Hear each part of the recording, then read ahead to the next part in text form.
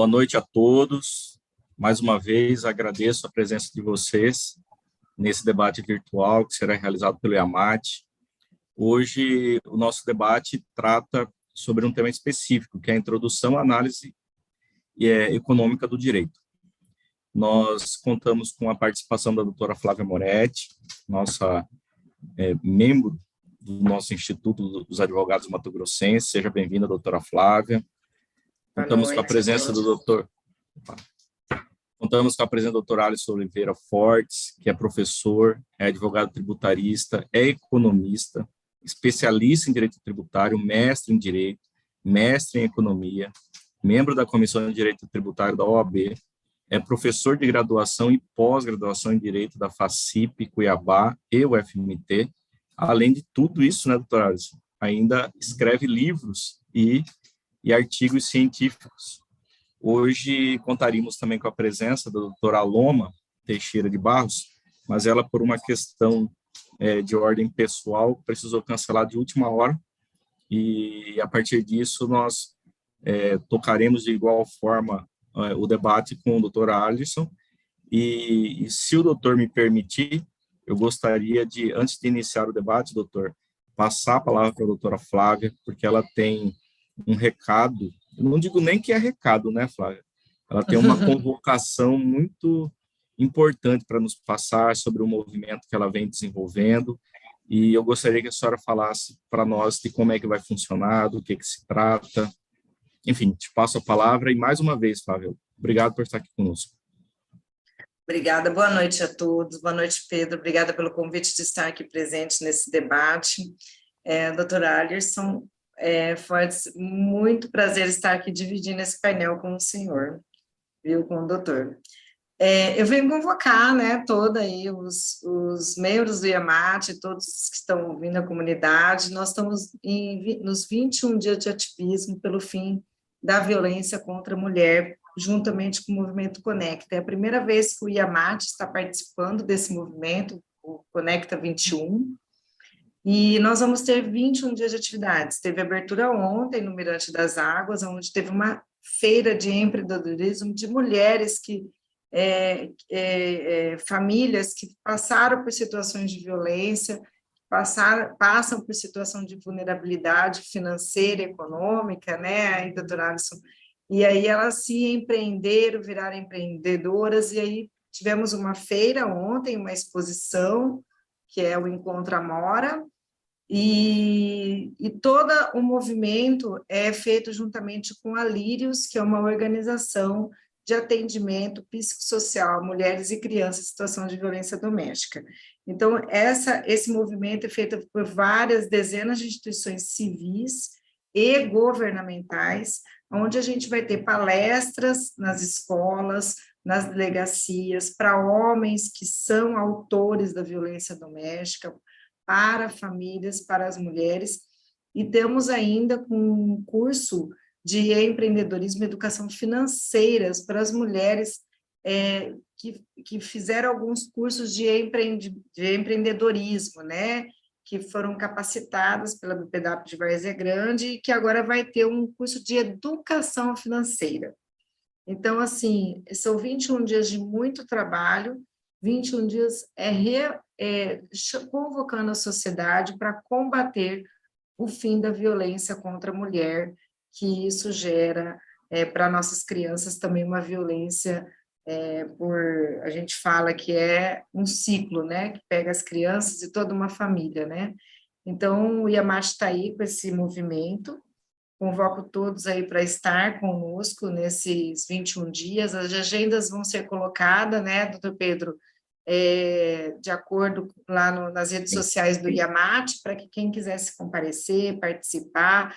Nós temos bazar na nossa agenda, aqui na Várzea Grande, temos chá, todos esses fins para arrecadar também fundo para que essas mulheres sejam beneficiadas, para elas saberem empreender e ter a educação financeira delas. Tá? Muito obrigada pelo espaço, conto com o apoio de todos nessa caminhada, e vamos seguir ao painel, né, doutora Alisson, que eu estou, assim, curiosíssima para estar participando e debatendo com o doutor. Obrigada. Eu acredito, primeiro, Flávia, mais uma vez, obrigado, parabéns mesmo pelo trabalho. Eu já falei para você no particular e falo agora publicamente que é um trabalho que ele envolve a sociedade como um todo. Ele não é focado a um público em específico. Vocês conseguiram fazer uma amplitude que atrai para que as pessoas se interessem a participar do projeto. Então, parabéns mesmo. Foi muito. Eu olhei a programação, está simplesmente fantástica. Tá rica, né? Tá rica, tá muito Está bom. muito boa mesmo. Doutor Alisson, agradeço por o senhor ceder esse espaço para a gente falar sobre esse movimento, mas é um movimento que empolga mesmo, muito legal. E sem mais delongas, né, eu passo para o senhor a palavra e daqui para frente nós estamos aqui só ouvidos, né, Flávio? Só Sim, para com certeza. aprender um pouquinho com o senhor e interagir com o pessoal aqui no canal do YouTube.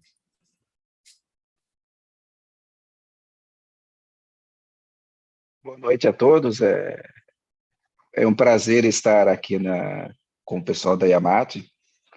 E para falar sobre um tema que me é muito caro, né? A análise econômica do direito, que a minha formação é dupla, economista e advogado, economista já desde o século passado, na, da década de 90, início dos anos 2000, mas o que viria a ser análise econômica do direito? Primeiro, acho que o ponto principal é a gente começar a falar o que não seria análise econômica do direito.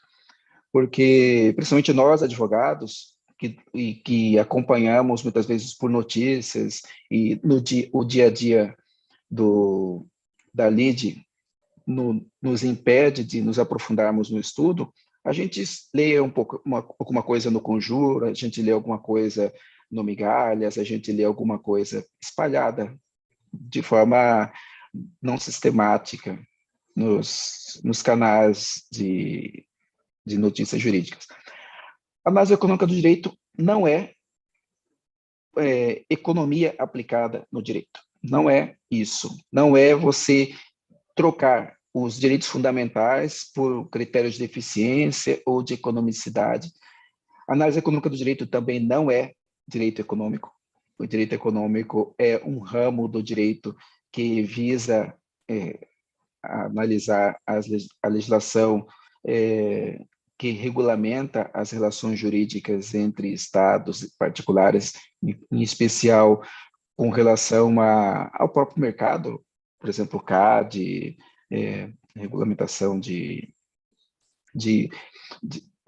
oligopólio, monopólio, esse tipo de coisa. Não é isso. A análise econômica do direito é o quê? Primeiro, é uma escola que nasceu lá nos Estados Unidos. Nasce na Universidade de Chicago, pelos estudos de alguns economistas. Então, nos primeiros anos, podemos dizer, os primeiros 20 anos, da década de 50 até meados da década de 70, é aquilo que a gente pode chamar do imperialismo econômico. Por quê? Porque os economistas eles começam a olhar para diversos fenômenos que acontecem aonde? Acontecem que extrapolam aquilo que o senso comum acha que é o trabalho do economista. Porque quando a gente escuta falar de economia, o que a gente pensa? Nós logo linkamos ao quê? A inflação, a juros, a oferta monetária, a câmbio, ao preço do dólar, ao preço das ações, mercado financeiro, esse tipo de coisa que nós associamos automaticamente quando falamos de economia. Então, causa estranheza, de imediato, falar de análise econômica do direito, como se fosse precificar o direito. Não, a análise econômica do direito não é isso. Não tem nada a ver com moeda, não tem nada a ver com colocar preço no direito, ou nos direitos fundamentais, podemos dizer assim. Então, o que seria análise econômica do direito? A análise econômica do direito, de uma forma bastante simples e rápida, é simplesmente um método, é uma metodologia que visa o quê? Visa trazer mais cientificidade e mais o quê? Robustez para o jurista na sua análise, na sua própria lide. Por quê? Primeiro, vamos dando um passo atrás, a gente pode olhar com carinho e ver o que seria economia. Eu já falei que economia não é uma ciência que seja simplesmente apenas e tão somente uma ciência que se preocupe com valores monetários. Também se preocupa com isso, mas principalmente a economia é uma ciência que estuda a tomada de decisão do agente. O que é isso? Que nós, enquanto seres humanos, nós tomamos decisões o tempo todo. Exemplo básico, ao assistir esta live, este bate-papo aqui com a Yamate sobre análise econômica do direito, você decidiu fazer isso. Você poderia decidir outra coisa qualquer. Você poderia estar assistindo o replay de algum jogo da Copa, você poderia estar assistindo algum videozinho engraçado no TikTok, você poderia estar fazendo N coisas. Poderia estar estudando para algum concurso, peticionando um mandato de segurança, qualquer coisa, você teve que decidir. E a decisão, ela pressupõe dois fenômenos. Quais fenômenos? Que são axiomas, ou seja,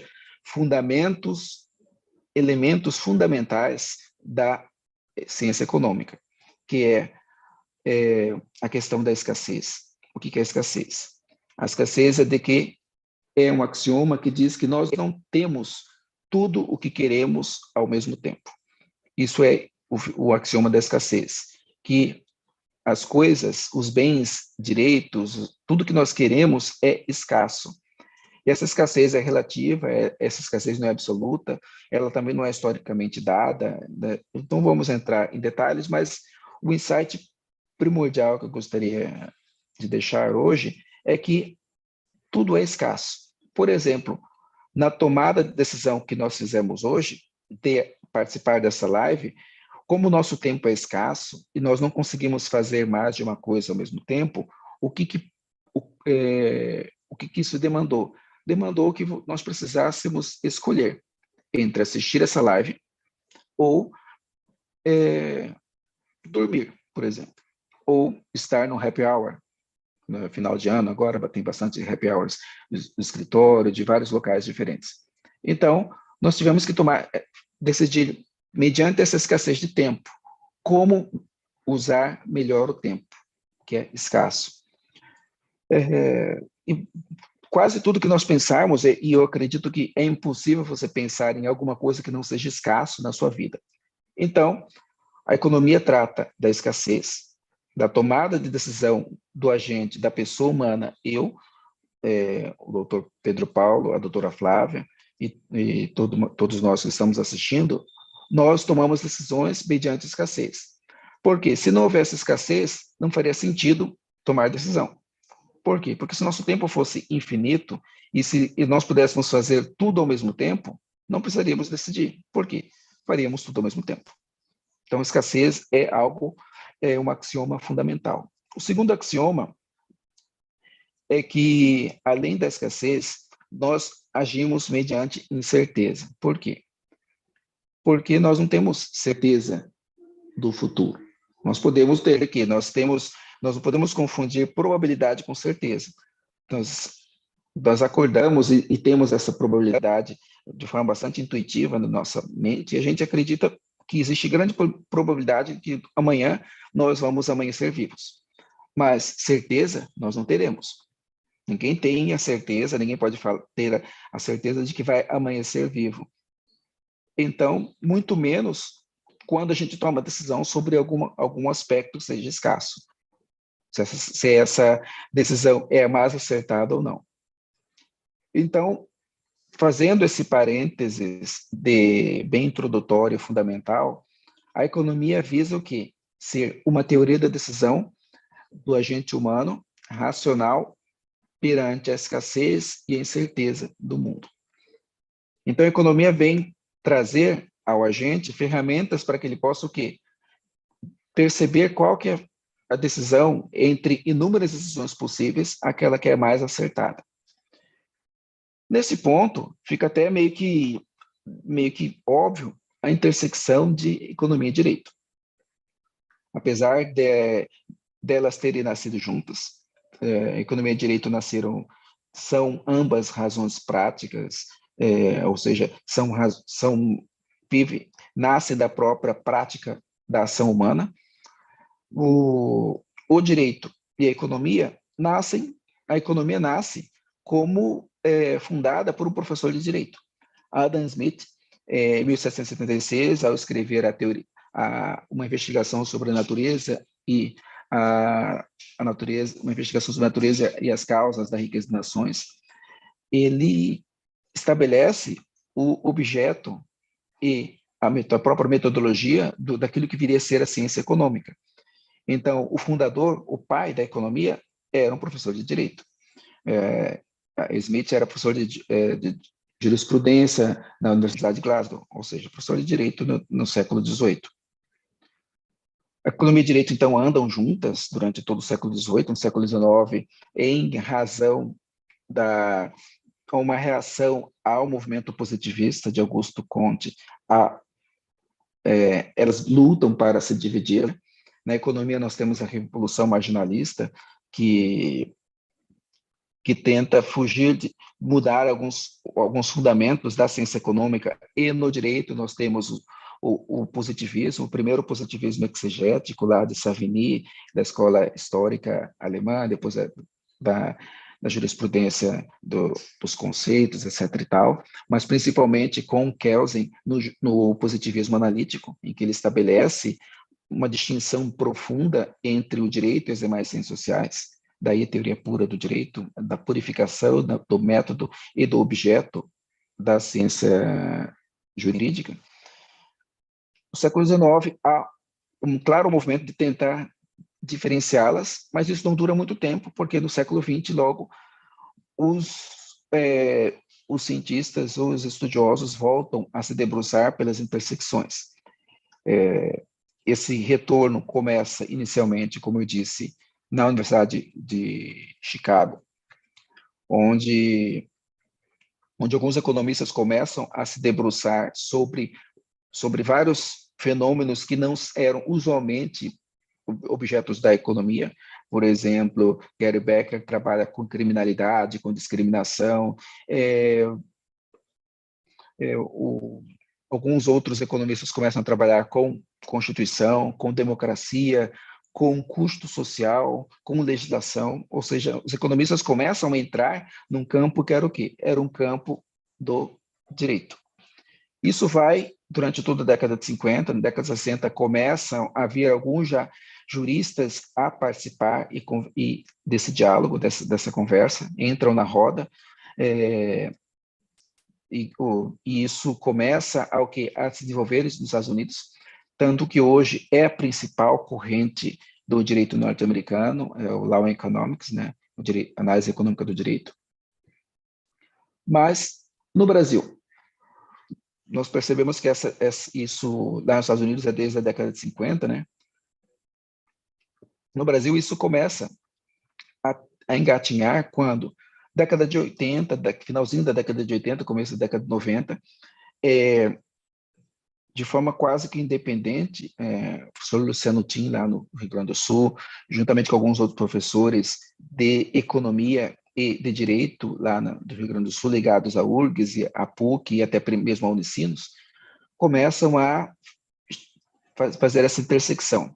E na USP também há um movimento que, inclusive, dá origem a esta obra do professor Décio Zilberstein e da Raquel Zinstein, a professora da Faculdade de Direito do Lago de São Francisco e o professor da Faculdade de Economia da USP, organizam um livro de artigos que dá o pontapé inicial. Existe um outro livro também do pessoal lá do Rio Grande do Sul, mas tanto um quanto o outro, eles são os pontapés iniciais desse movimento do Brasil.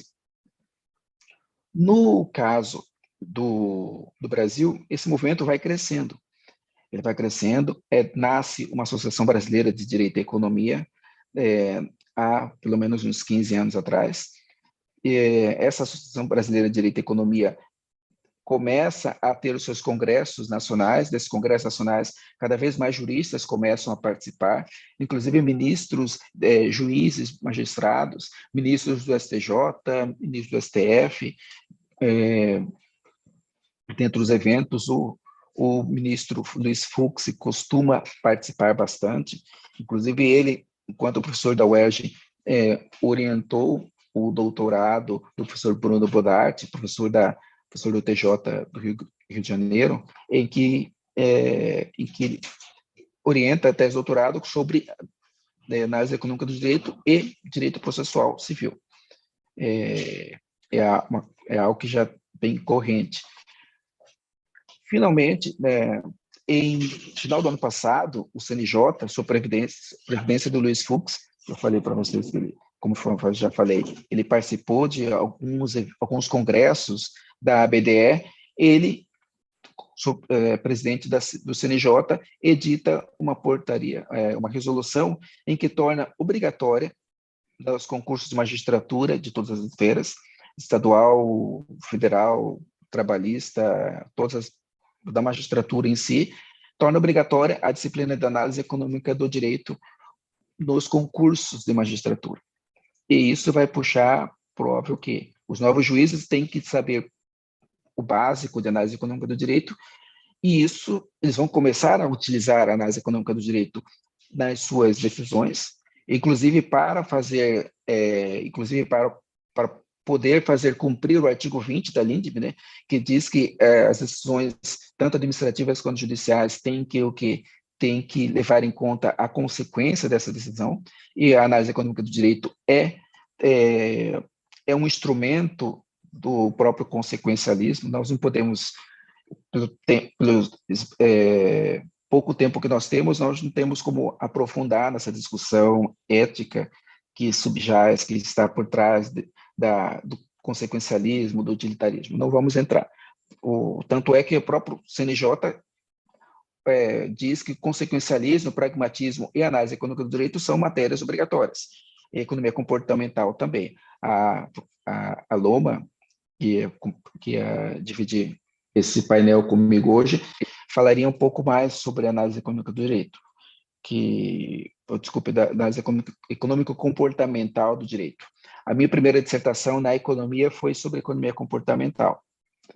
Já a segunda dissertação no direito foi sobre análise econômica do direito e teoria geral do direito. Então, é um tema que eu costumo transitar com uma certa familiaridade. Então, até muitas vezes eu posso falar de forma rápida, mas dúvidas podem colocar a dúvida no chat, quem tiver em dúvidas. Um ponto que seja interessante, agora, depois desse breve histórico, um ponto que seja interessante para nós colocarmos de forma bastante clara. A análise econômica do direito não visa superar o direito positivo. Por que eu preciso enfatizar isso? Porque alguns julgados do STF, ou às vezes do próprio STJ, têm usado uma suposta análise econômica do direito para justificar alguns absurdos. Como o professor Pedro colocou no início, eu milito no tributário. Na esfera tributária, isso é extremamente comum, principalmente para a modulação de efeitos. Os juízes, os magistrados, os ministros do STF costumam modular efeitos em controles concentrados ou mesmo em repercussão geral, ou até mesmo o STJ, por extrapolação da 9868, que é a lei do controles concentrados, STJ, costumam modular efeitos sob o argumento que seria consequencialista, colocar esse consequencialismo entre aspas, porque os ministros acham que aquilo lá seria consequencialismo, porque por perda de arrecadação, então eles vão o quê? Eles postergariam, eles modulariam os efeitos. E aí tem modulação de efeito para tudo quanto é gosto. Aquilo que o Supremo faz não é análise econômica do direito. aquilo que o Supremo faz, especialmente nas modulações de efeitos, quase nunca é análise econômica do direito. Primeiro, porque para a gente saber o que seria analisar as consequências, um outro conceito que seria muito interessante, na verdade fundamental para o jurista saber, é o conceito de equilíbrio, que na verdade nós temos dois, temos o de Kaldor-Hicks e temos o de Pareto, que é os pontos ótimos. Qual que é a diferença?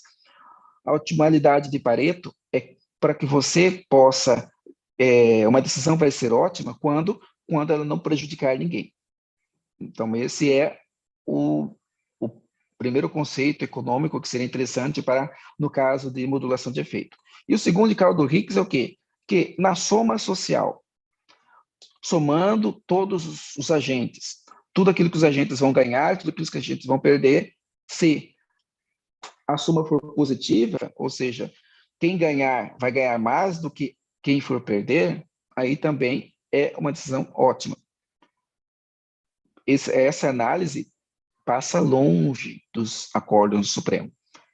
A argumentação única de que o Estado vai perder a arrecadação não é análise econômica do direito. Por quê? Porque, primeiro, nós temos que saber e entender que os agentes eles são racionais.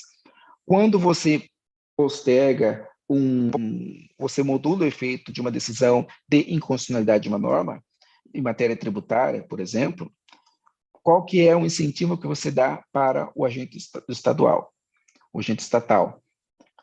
Faça normas inconstitucionais. Faça normas as mais absurdas e estapafúrdias possíveis. Por quê? Porque quando o Supremo declarar a inconstitucionalidade disso, daqui a 10, 15 anos, 20 anos, muitas vezes demora isso, eu vou modular os efeitos para o quê? Para que não retroaja ao momento do nascimento da norma, mas sim vai retroagir o quê? Vai retroagir ao momento do acórdão, que é o padrão, mais ou menos, que é o momento do protocolo, da ação, mas tem absurdos, por exemplo, como na questão do DIFAL, no final do ano passado, desculpem, da seletividade do ICMS, da conta de energia, e energia e serviços de comunicação, o Supremo, no final do ano passado, modula os efeitos para 2024. Isso não tem nada a ver com consequencialismo. Primeiro, porque você está dando um incentivo perverso, e a análise econômica do direito, para a economia, o agente reage a incentivos. Então, você tem que prestar bons incentivos para que a economia possa fluir e as relações entre os agentes possam ser o quê? Possam ser cada vez mais fluídas.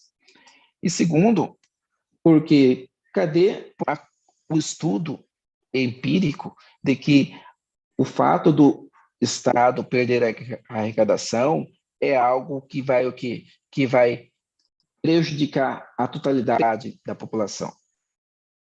Não existe. É mero o quê? Mero aspiração, suspiro dos ministros. Eles falam, ou eles tomam isso como que, como se o Estado fosse o próprio interesse público, ou melhor dizendo, o Estado fosse detentor do bem comum, o que não é o caso. Por quê? Porque o Estado ele não tem interesse no bem comum a priori. O Estado tem interesse no quê? O Estado é uma abstração, assim como o mercado. Se o mercado é formado por nós, agentes autointeressados, que relacionamos-nos uns com os outros e buscamos o nosso próprio interesse, mesmo que esse autointeresse seja o quê? Seja o mais elevado possível, por exemplo, pessoas que vão devotar a sua vida para a caridade, a terceiros. Mesmo essas pessoas, elas o autointeresse delas é a caridade, então elas vão buscar e vão tentar maximizar isso. O Estado, da mesma forma, o Estado não é formado por anjos. Então, os políticos não são anjos, os políticos são seres humanos. Então, eles também têm eles possuem os mesmos vieses cognitivos, as mesmas tomadas de decisões que nós, pessoas comuns, tomamos. Se nós tomamos decisão com base no nosso interesse próprio, políticos idem, funcionários públicos idem, advogados da mesma forma, economistas da mesma forma, juízes também. Todos nós, todos os seres humanos tomam decisões de forma similar, de forma racional, dentro de todas as informações que nós temos acesso e com a nossa limitação de raciocínio sobre essa tomada, essas informações, nós tomamos a decisão que mais seja a melhor decisão possível dentro dessas limitações. Então, é claro que eu poderia passar aqui horas e horas falando sobre análise econômica do direito, porque é um universo riquíssimo. Eu indico como introdução ao tema, eu sempre indico, é um livro que eu uso em sala de aula, é esse livro aqui, Análise Econômica do Direito, que é dos professores canadenses, é o Eugene Mackay e a Stéphane Rousseau, são 2 professores de direito, então é um livro bastante didático e simples, porque economistas, e eu coloco a mão na palmatória por isso, economistas gostam de escrever usando retórica matemática. Então, quando vocês pegar um artigo escrito por economistas, vai ter muitos cálculos, muitas equações lá, e muitas vezes é mais para iniciados. Então, esse livro ele é bastante simples a leitura. O livro isso também ele é um pouquinho mais profundo, mas também não tem nada de matemática profunda também. Temos alguns livros, por exemplo, o professor Ivo Gico Júnior, ele é doutor em economia e doutor em direito.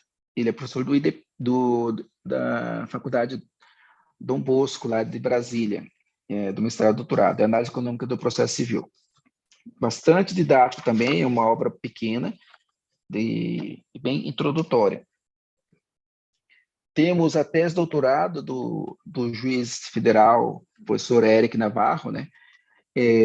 A tese de doutorado dele, que é análise econômica do processo civil também, que é um pouquinho mais extensa, um pouquinho mais profundo, mas nada que um jurista consiga acompanhar. Uma pessoa não é preciso pré-conhecimento em economia para vocês.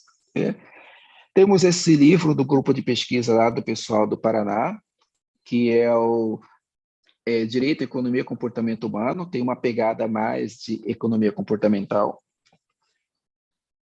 Temos esse também de um pessoal lá também do Paraná, da Associação Paranaense, né, que é a análise econômica do direito, que é os principais autores de estudo de casos, bastante interessante. Quem quiser, por exemplo, subsídios para alguma tese.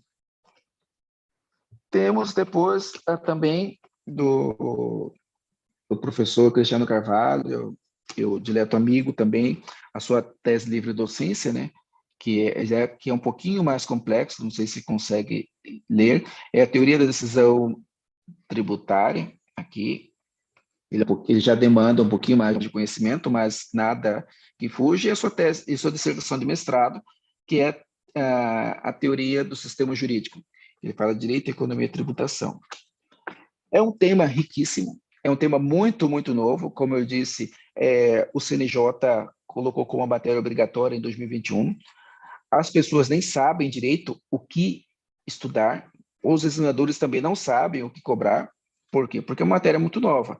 Eu leciono estou lecionando essa matéria lá na UFMT, para o pessoal do primeiro ano.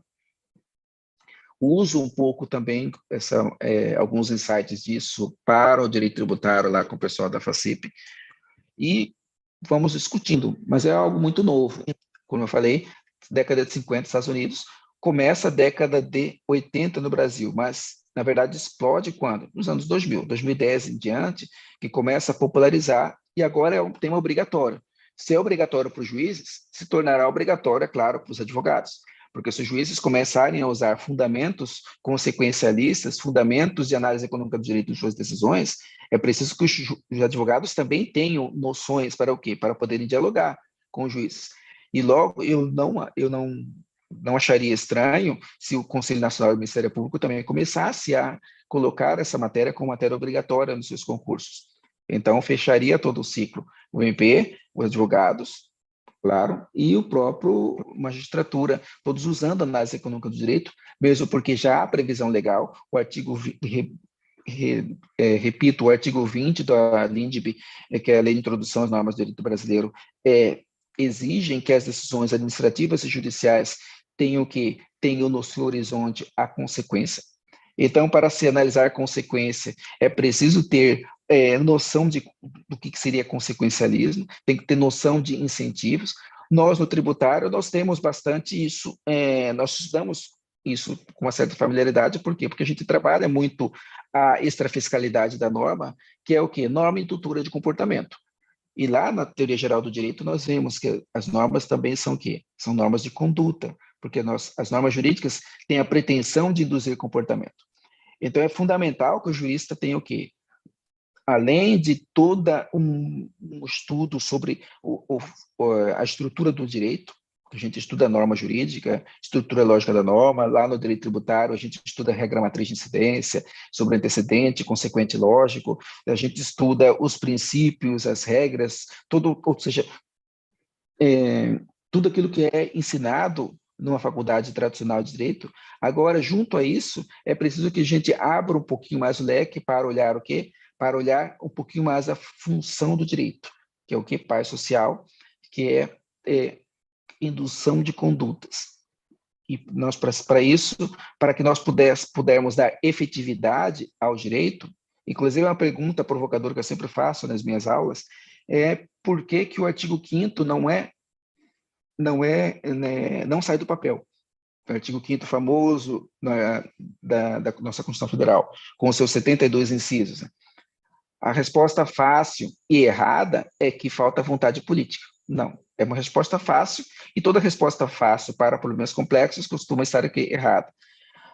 O artigo 5º não sai do papel porque papel aceita tudo. E falta ao jurista, falta ao judiciário, falta aqueles que pensam o direito instrumentos de dar eficácia para a norma jurídica. Por quê? Porque não é porque o juiz dá uma canetada que vai alterar as relações como o ser humano pensa. Tem uma influência? Claro que tem.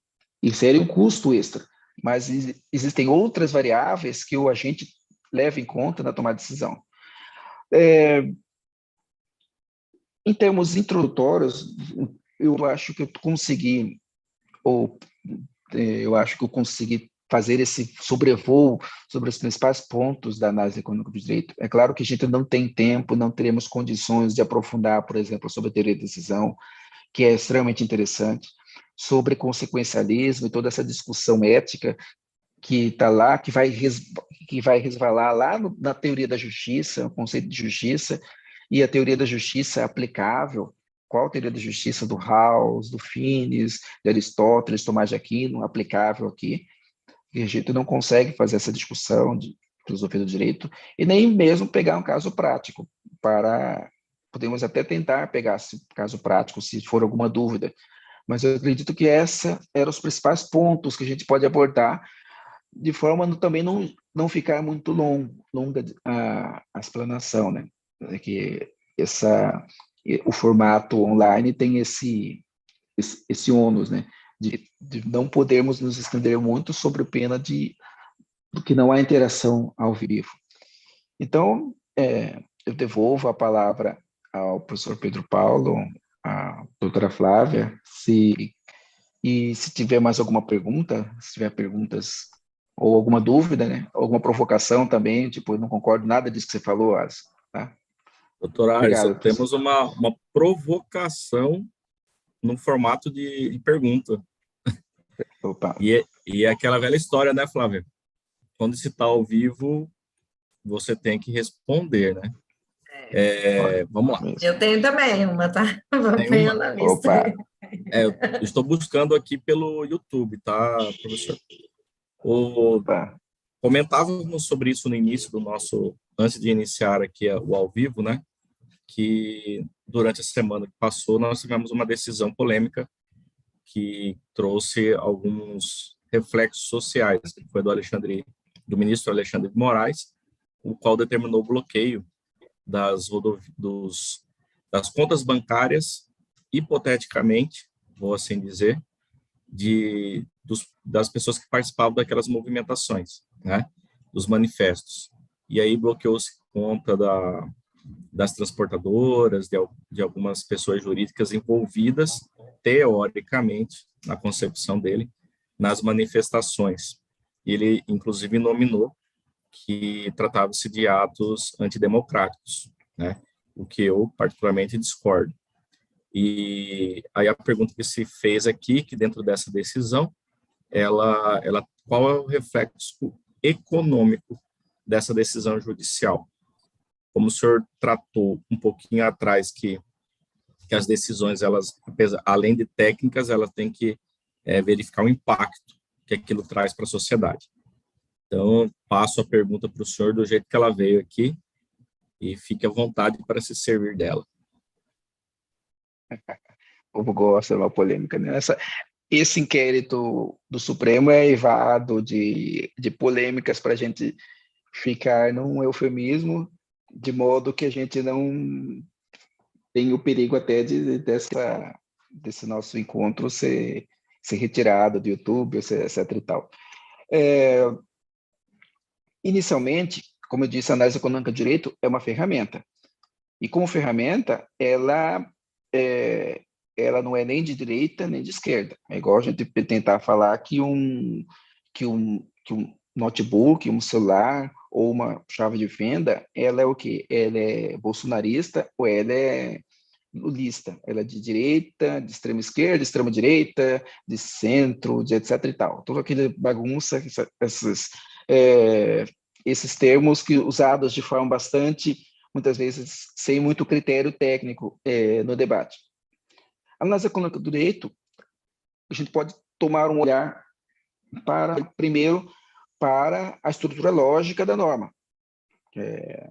Eu lembro que minha dissertação foi Teoria Geral do Direito com análise econômica do direito, então gosto muito da estrutura lógica da norma, em que, dentro da estrutura, lembrando Kelsen, o professor tem disso, né? Sempre tem que lembrar de um autor, né?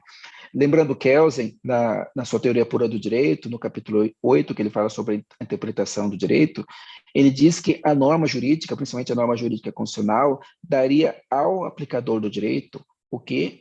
Uma moldura hermenêutica, em que dentro dela estariam que múltiplas interpretações possíveis. E as interpretações possíveis seriam por quê? Por causa de vários motivos. O próprio fato da língua ser plurissignificativa, a linguagem, difícil nós termos palavras de sentido unívoco, dificilmente, eu não consigo nem imaginar um exemplo de uma palavra que tenha sentido unívoco. As que mais se aproximam são aqueles termos técnicos, científicos, e esse é o jargão, tentar diminuir o campo semântico, ou seja, se apegar cada vez mais à sintaxe, né? Pegarmos um pouquinho de filosofia da linguagem, então esse alcance semântico é bem diminuído. Então, dentro dessas múltiplas decisões possíveis, dentro dos limites semânticos da norma, a análise econômica do direito seria o quê? Um instrumento para que o juiz pudesse escolher aquela que o quê? Mais se aproximasse na finalidade da norma. Lembremos do que eu falei para você, daquela distinção, né? Daquele famoso livro, inclusive, da estrutura função, agora me fugiu o autor, que é me fugiu o autor, eu vou lembrar o autor novamente, da estrutura função, em que estrutura muito bem estabelecida, agora vamos olhar para a função. Dentro dessa moldura, qual a decisão mais eficaz? A decisão de inquérito de ofício já diz respeito à própria estrutura lógica da norma. Por quê? Porque os critérios de competência são garantias fundamentais que estão esculpidos na própria Constituição Federal. A competência do Supremo Federal está no 112 do Supremo, da Constituição Federal. Não estando lá, ponto. Não é competência do Supremo. O regimento deu esse não. O regimento não está acima da Constituição, por mais que o Pleno do Supremo tenha dito o contrário. Mas nós, enquanto juristas, nós temos que falar aquilo que a ciência jurídica nos ensina. E O regimento supremo não está acima do artigo 102 da Constituição, que não traz no seu bojo a competência originária do Supremo de abrir inquérito de ofício contra cujo objeto nem é claramente delimitado. Muito menos inquérito para defesa da democracia. Estão tentando resgatar aquela teoria da democracia militante lá da década de 30, né? que foi uma reação ao nazifascismo da década de 30 e 40. Não se encaixa no momento. Não há por que fazer isso. Então, se a gente olhar simplesmente para a estrutura lógica da norma, se a gente olhar para o direito, sem olhar para suas consequências, já está com sérios problemas. Agora, olhando para a consequência, qual é o incentivo? Lembremos que qual que é a função do direito? A função do direito é paz social. Uma sociedade que já está profundamente dividida, e a eleição mostrou isso, 50,2 contra 49,8, alguma coisa assim, né? 2 milhões de votos, num total de 130 milhões de eleitores. Ou seja, é uma diferença muito pequena. 2 milhões de votos é muitos eleitores, mas dentro do universo de 130, 140 milhões, não sei, né? Não me lembro agora ao certo, mas é bem mais do que 100 milhões, é uma diferença muito pequena de votos. Ou seja, a sociedade estava bem dividida. Numa sociedade que está bem dividida, qual que seria a função do direito? Função do direito, e Ehring, lá a luta pelo direito do século XIX. A função do direito é a paz social. Decisões do TSE de retirar conteúdos da internet, se autoconceder poderes de sanção, de censor, de editor, nas palavras do Dias Toffoli, editor da nação, se autoconceder poderes, inclusive de censurar conteúdo inédito, que é algo que nem a ditadura militar fez, e pelo menos os censores assistiam, né, para poder censurar. O documentário lá do Brasil Paralelo foi censurado foi proibido de ser divulgado. Os ministros nem assistiram, nem sabiam o que tinham dentro, mas mesmo assim proibiram de ser divulgado, de ser inclusive de propaganda. Isso faz com que, qual que é o incentivo por isso? Faz com que aqueles 49,8% sintam cada vez mais incendiados. Então, a paz social do direito, cujo incentivo do direito é o quê? É você abrir mão da autotutela para você respeitar o Estado de Direito, porque o Estado de Direito vai fazer justiça, é algo que bastante questionável em termos de consequencialismo. Por quê? Porque nós não vemos quase que temos... A eleição foi no final do mês, estamos praticamente no final de novembro, na última dezena do mês, né? Hoje dia 21, né? Então, mais 9 dias, ou um pouco mais de uma semana para acabar o mês. Ou seja, mais de 20 dias da eleição, ainda existem movimentos, e os movimentos são cada vez mais radicais. Incendiados, talvez, não podemos afirmar isso, mas também em razão de decisões, no mínimo, polêmicas do judiciário. E essa decisão, com certeza, que inclusive gerou reação do próprio OAB, que costuma ser bastante comedida, né, desse tipo de manifestação contra os tribunais superiores. Por quê? Porque chegou ao absurdo de bloquear contas sem o devido processo legal. Os processos dos inquéritos do STF, no TSE, estão aivados de vícios, né? Inquérito sem aberto de ofício, a própria vítima conduz o inquérito, a própria vítima despacha aquilo que ela pede, a própria vítima decide as cautelares, a própria vítima ordena a prisão daqueles que o ofendem. Ou seja, é algo que é bastante peculiar, para a gente continuar ainda no eufemismo, para não dizer muitas vezes as coisas em claro, porque, por exemplo, a gente tem que tomar cuidado com as palavras para a gente não poder sofrer sanções do próprio órgão judicante. Então, em termos de consequência, é extremamente nefasta essa decisão.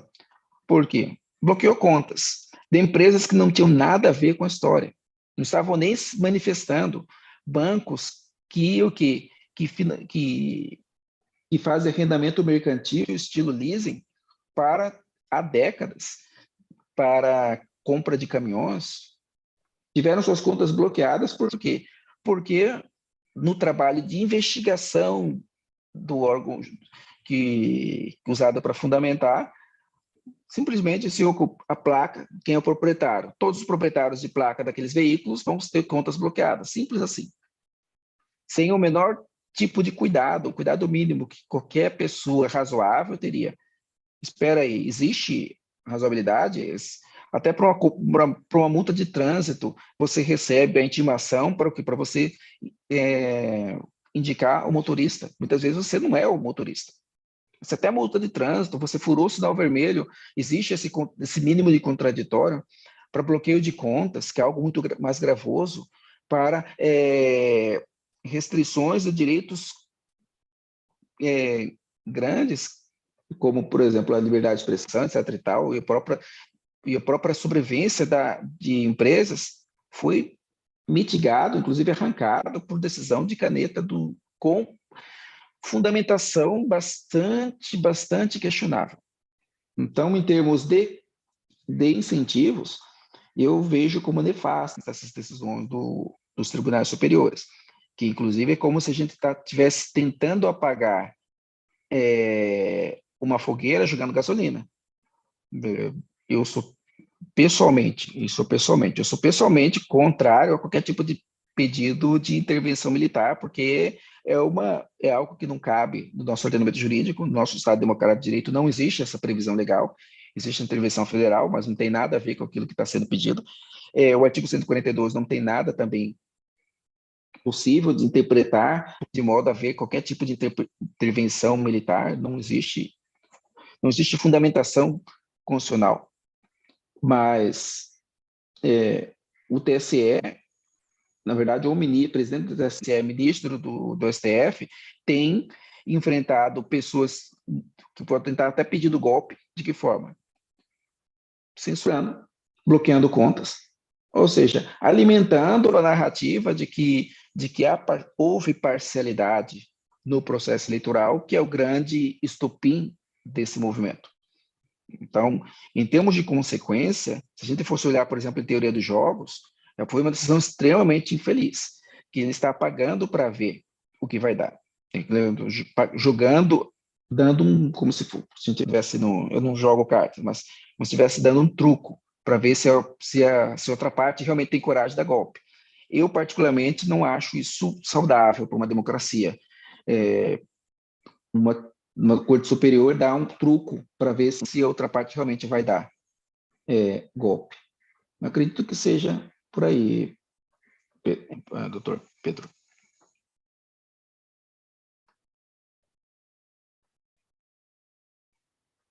Eu vou ser rápida, porque vai terminar aqui nosso time.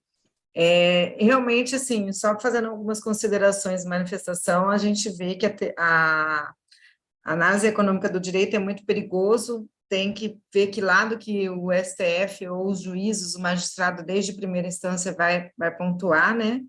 Porque vai analisar isso, ele já vem trabalhando com essas teorias, e eu na minha área, na área empresarial, na área ambiental, a gente vê um impacto muito grande nas decisões quando se suspende um grande empreendimento na área ambiental, e a gente sabe que esse empreendimento economicamente ia ser o boom para o estado de Mato Grosso, o boom para qualquer outro estado, para qualquer outra situação, e aí eles aderem à teoria do Ministério Público por conta disso, aquilo, e impede justamente, às vezes, até o desenvolvimento econômico. E como a gente tem, né, decisões que afetam, né, como teve decisões na área imobiliária que afetaram várias imobiliárias, né, com a questão de rescisões de contrato, tudo, nós temos, advogados, a obrigação de estar mais atentos a essas teorias, a essas análises jurídicas, para estar realmente trabalhando nos nossos escritórios. Eu gostei da fala do doutor, quando falou assim, nós, advogados, precisamos estudar mais, desenvolver mais isso até no nosso peticionamento, até nas nossas ações, para estar mais de frente, né, a essas pontuações dos tribunais, tanto superiores como de primeira instância mesmo. A gente vê que os juízes, às vezes, analisam a análise econômica, mas com outro foco, né? Nem todos são tão com foco social, que nem você falou. O correto seria pensar na economia, né? Na paz social, o que a economia vai trazer de benefício aquele direito vai trazer de benefício ao todo, né? Não somente a si, mas ao todo. E realmente nós temos uma grande dificuldade isso no judiciário, eu não falo só estadual, mas a nível federal e de tribunais superiores, né? A necessidade de nós estarmos realmente nos qualificando melhor nessa temática, até para a gente poder estar arguindo dentro dos tribunais o objetivo melhor do nosso cliente de estar buscando esse direito, né? Ou defendendo o direito de estar lá, né, com a sua empresa, com o seu contrato. Foi um absurdo que aconteceu aí com os bloqueios de bens, que afetou basicamente toda a economia, né, de grandes empresas e também dos pequenos também, porque não todo social, de todo social.